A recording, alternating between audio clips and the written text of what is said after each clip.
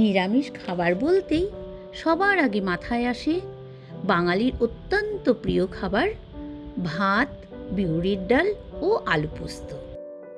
আর এই আলু পোস্তের মধ্যেই বোঝাই করা থাকে বাঙালির এক রাস আবেগ।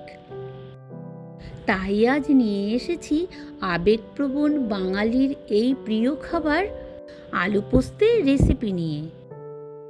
আলু পোস্ত বানাতে আমি 5-6টা আলুকে ডুমো করে কেটে ভালো করে ধুয়ে রেখে দিয়েছি। এবার কড়াইতে গরম তেলের মধ্যে কিছুটা কালো জিরে ফোড়ন দিয়ে সামান্য হলুদ দিয়ে আমি আলুগুলো ভাজতে দিয়েছি। আর ভাজার সময় আলুগুলোর মধ্যে দিয়েছি সামান্য একটু লবণ। এবার আমি আলুগুলোকে বেশ লাল লাল করে ভেজে নেব।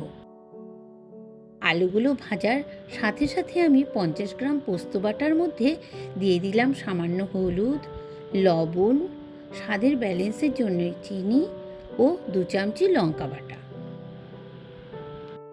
এবার মিশ্রণটার মধ্যে সামান্য জল দিয়ে ভালো করে নেড়ে আমি আলু ভাজার ওপরে সেটা ঢেলে দেব।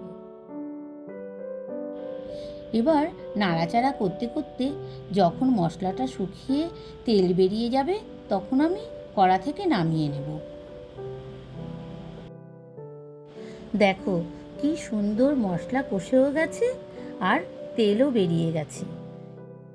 তাহলে বন্ধুরা, তোমরাও আমার মতো এইভাবে আলু পোস্ত বানিয়ে দেখো, আর কেমন লাগলো তোমরা সেটা আমাকে জানিও। ভিডিওটি ভালো লাগলে বন্ধুরা লাইক, শেয়ার ও কমেন্ট করতে ভুলো না।